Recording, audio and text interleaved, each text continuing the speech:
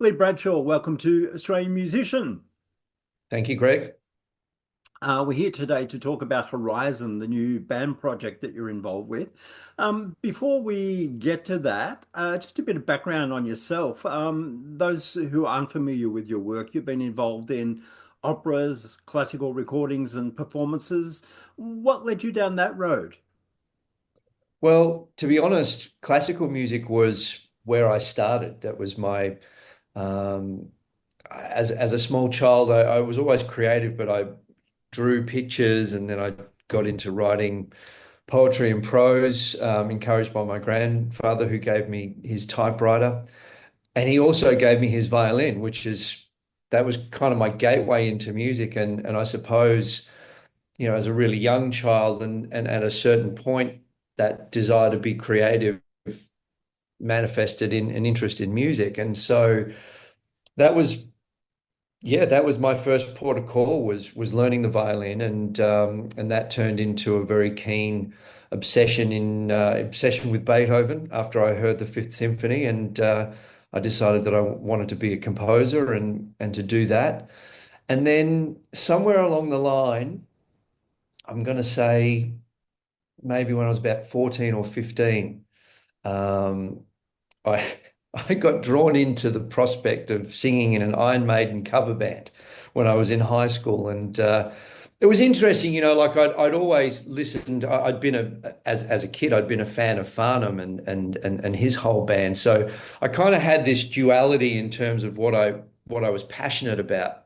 I was a John Farnham fan, but I was obsessed with Beethoven, and so there was something there that was kind of bubbling away, I guess. And I started singing in high school and went off on that tangent and tried to sort of maintain both of those universes for as long as I could.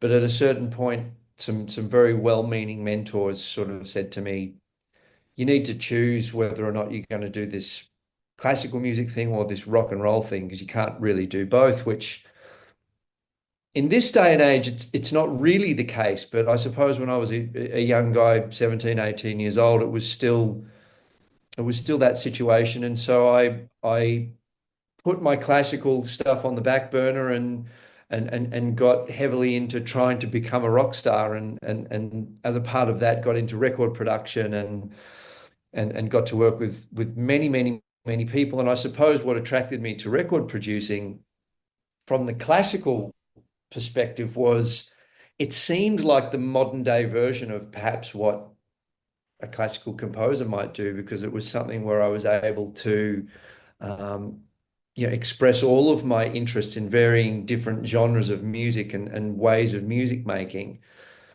through record production, because I wasn't only doing the music that I was trying to be a rock star with, but I was also doing reggae and jazz and country and metal and world music and all kinds of stuff that I got to do as a record producer. So I did that for 20 years, and more recently, well, when I say more recently, about 8 or 9 years ago, I guess I had a bit of a big sea change and decided it was time for me to go back to classical music as a full-time thing, and that's what I've been doing ever since. So the opera that you mentioned was Zaka Al Yamama, which was actually the first opera ever produced in Saudi Arabia in the Middle East, and it was also the first Western classical music or art music, for want of a better expression, operatic work that was written using the Arabic language. So it was a real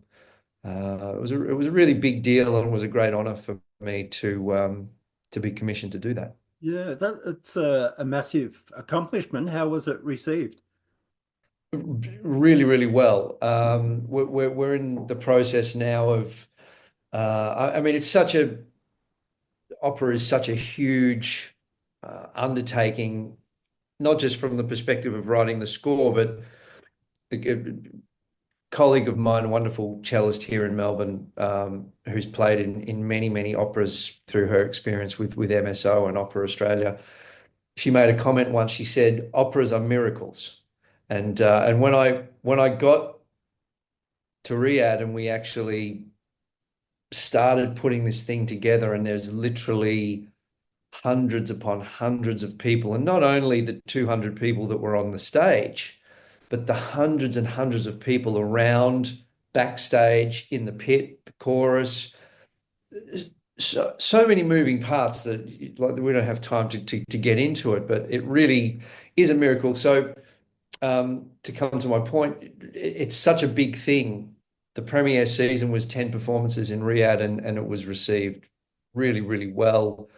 Um, the next step, of course, is taking it out of that region into other countries in the West, and that really the point of their commissioning this work was to create, I suppose, a conduit between their storytelling and their language using like a pinnacle art form of Western music, and using that as an interface between their culture and ours. So. I'm really hopeful that can continue on. Yeah.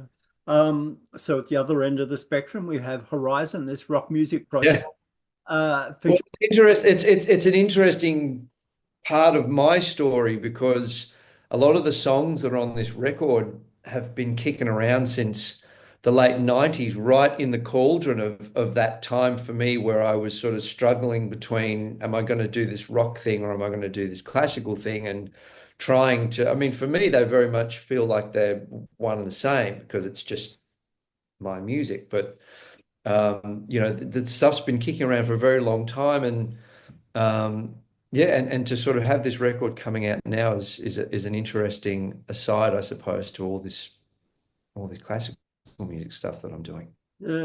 Features two brilliant guitarists in Brett Garsed and the late Stuart Fraser. These are the last recordings of Stuart, famous for his role in Noiseworks. You've also got Angus Birchall on drums. How did you get these guys on board originally? Yeah. Well, like I said, I had a lot of these songs kicking around for a while, and I would suggest that probably all of the songs on this record have been recorded at least once, if not, some of the tunes have been recorded three, four, even five times over the years. And in my sort of search to execute them the way that I wanted to. So a part of that was I was living in Western Australia, and my primary partner in the band, Richard Paneo, who plays the bass, um, he was also he is a Western Australian musician. And we were producing versions of these songs with some wonderful Perth musicians, Pat Reale, Quentin Edmonds, Stuart James. And we were doing that in my home studio, but we started to bring our multi-tracks and some of our masters even to Melbourne for post-production. And we were working with a gentleman here by the name of Martin Pullen, who's a fantastic mastering engineer. And we floated the idea of we'd like to come to Melbourne and maybe do some shows with this stuff, but we're having trouble getting our Perth guys to come across. And Martin said, well, I might know some people that I could connect you up with. And I said, oh, great, that'd be wonderful. Who are you thinking about? And he said, well, this sort of stuff, it's got that great 70s British rock thing. I'm thinking about, what about guys like Brett Garsed and Stuart Fraser and Angus Birchall? I nearly fell over. Because again, like as a young kid watching these guys, playing with Farnham, um, yeah, again, I was falling over myself to say yes. And the next thing I knew, I was on the phone to Brett, and he was living up in Queensland at the time, but had been coming into Melbourne to do shows with a band that he was involved with called Damage, which was like a progressive rock fusion instrumental outfit, as well as all the Farnham commitments. Um, so he was my first port of call, and he ended up, before he ever played live with us, ended up doing some tracking for us on again, like, as I kept re-recording these pieces.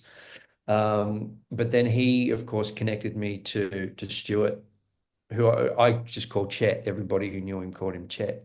Stuart Fraser, and then of course Angus Birchall, and the first thing we did with those guys was some recordings in at Armstrong's before I was in there being the in-house record producer, which I came back to Melbourne to do in early 2010. After that recording session, we made a live in the studio DVD type. The studio were trying to do something along the lines of the Live at Abbey Road sessions, and they wanted to call it Live at Armstrong's. So we actually shot the pilot for that. It never went anywhere, but that was one of the first times that we actually played with those guys in a live sense. And then we started doing shows in Melbourne, and then from there, I said to Rich, like we got to keep working with these guys because, I mean, again, like I don't have enough time in one interview to talk about how wonderful I think they all are as musicians and people. And of course, I always say the best music making comes when you've got great people together. And Chet always used to say, you've got to be a good hang. And I guess we sort of all shared that philosophy, and it was just electric when it all came together, and the way that it came together so quickly, and just performing live with those guys was, yeah, it was amazing. So that's how we started working with them. And then of course, when I took up the post of in-house producer at Armstrong, then it wasn't for very long. It was only about 18 months towards the end of that facility's life. I was using them on records that I was producing for other artists. And so, yeah, I mean, hundreds upon hundreds of recordings we've done together as I suppose, as a unit, which aside to the Horizon project, which is obviously a very aesthetically distinctive thing, I kind of brought my whole record production operation to Melbourne and was able to use those guys in a lot of those projects, which was also amazing to see just the breadth of musical diversity that they were all capable of. Yeah. The first thing that surprised me was the heaviness of the album, particularly the first couple of tracks. Whose influences are coming through there? Well, what I really love about this project is um, it feels to me like a project where every single member gets to bring, I suppose, a kind of music making that is most resonant with their primary influences. So, um, I know Brett is a huge Richie Blackmore fan, and Chet comes from a very similar kind of, maybe a little bit more Malcolm Young. I like to think of him as the Mike Campbell of Australia. He's kind of got that. But Brett had that Richie Blackmore thing, but he also has the Dave Gilmore thing, and I mean, there's so many. Gus with the Ian Pace, the drumming, and for me, I never actually grew up listening to any of that 70s stuff, so I thought that I was being really unique and exploratory. And when I remember years ago in a rehearsal room, this was back in Perth with our Perth band, the young guy that was listening to us rehearse goes, man, you kind of sound a bit like Paul Rodgers. And I'm like, who's Paul Rodgers? So I had to kind of catch up and start listening to a lot of the stuff that apparently we sounded like, including Free and Zeppelin and Deep Purple. And then, of course, that actually started to become a more active influence because it's like, oh, well, actually, I'm not inventing this stuff at all. This is so somehow it's maybe I heard it when I was a baby and I didn't realize, but it was kind of coming through that way. But I think the heaviness was natural to all of us in terms of, when you hear the guys playing with Farnham, for example, it's Farnham's thing. So it's not going to be heavy, but those guys listen to all those heavier records as younger musicians. And what I love about Horizon is they get to sort of flex those muscles. And I like listening to the record because I can hear their individual personalities so clearly, and I'm actually really pleased that's been a fairly consistent comment. And I guess it's because of the fact that you think of Farnham, or with Chet, you think of Noiseworks as well as Farnham. And then you hear Horizon, it's like, oh, well, it is heavier than we thought it'd be. So Why is Horizon the title of the project?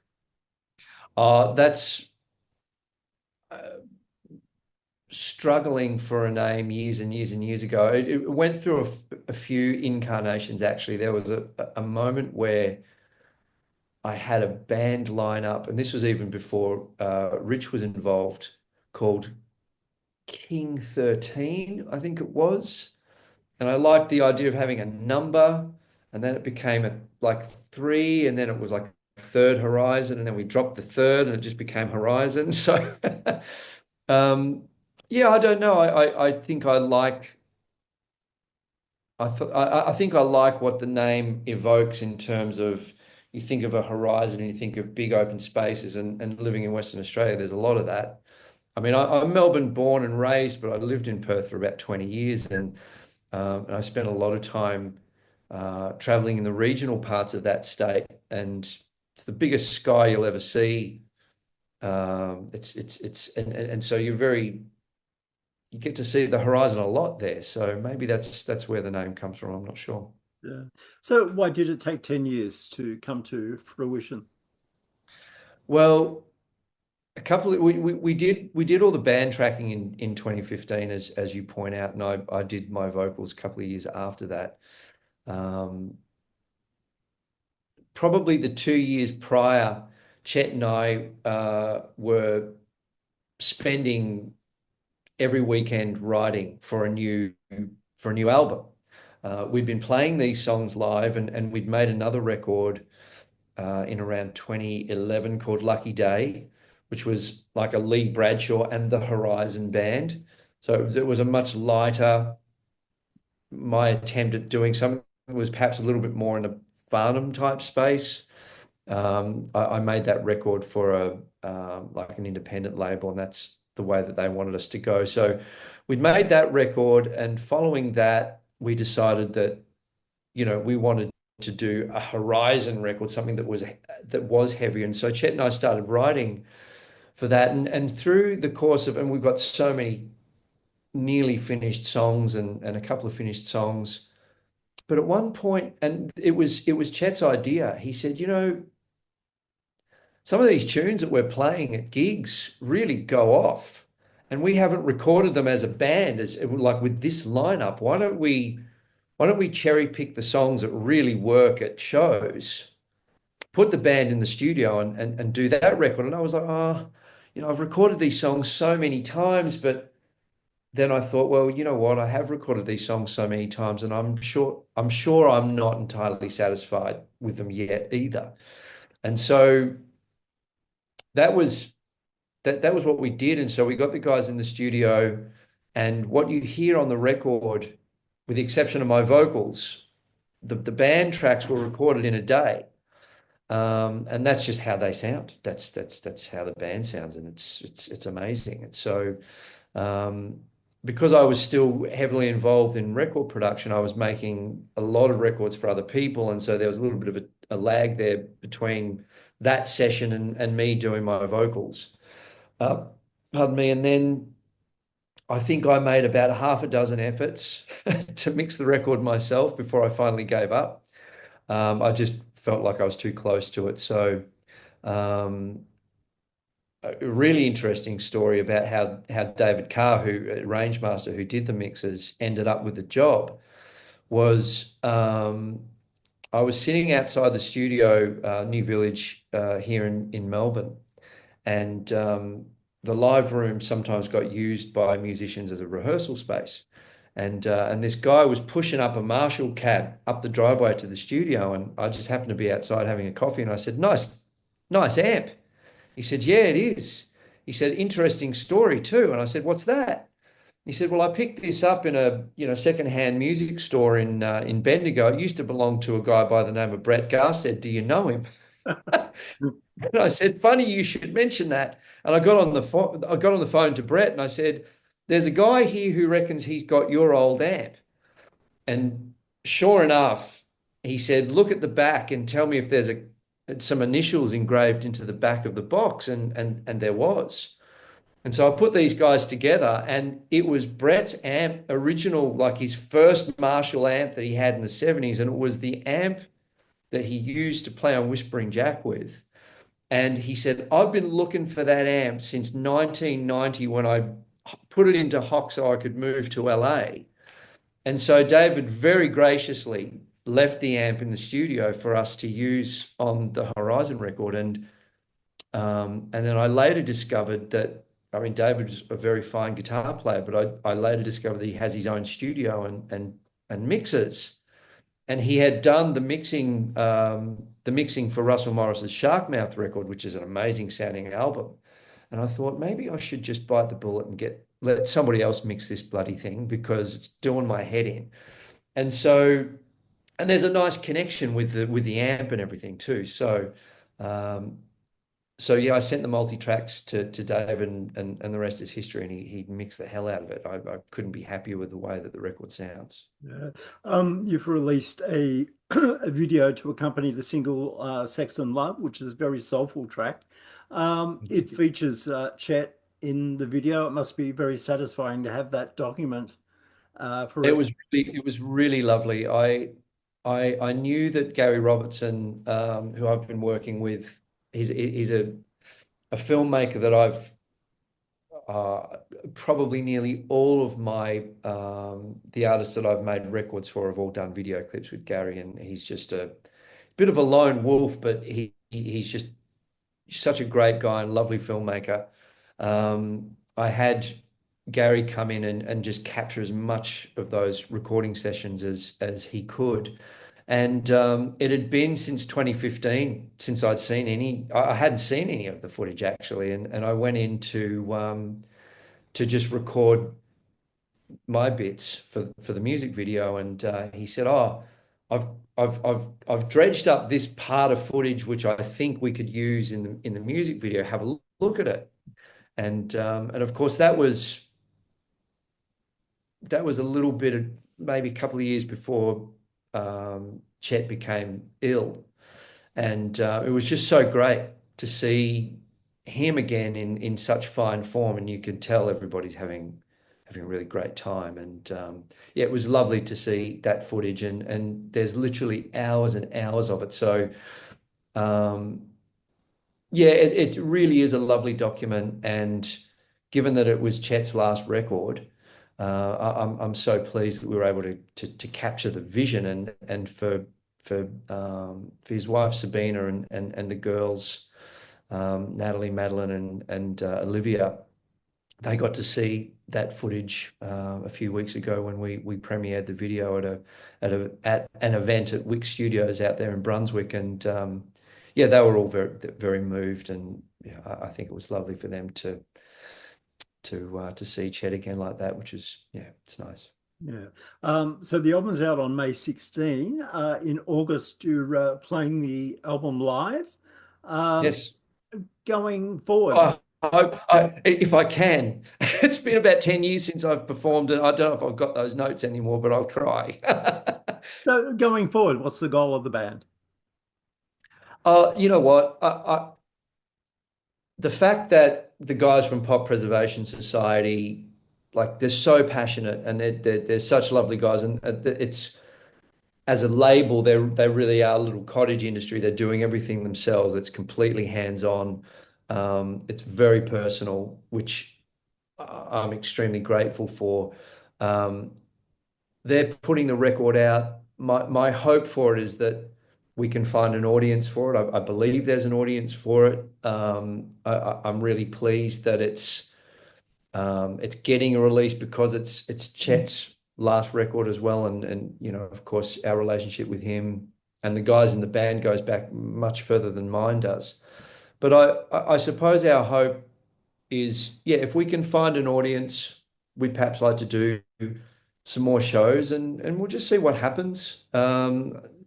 You know, none of us have got any delusions of grandeur or anything like that, but it would be nice for the record to find an audience, and maybe in the future we might think about doing some new stuff.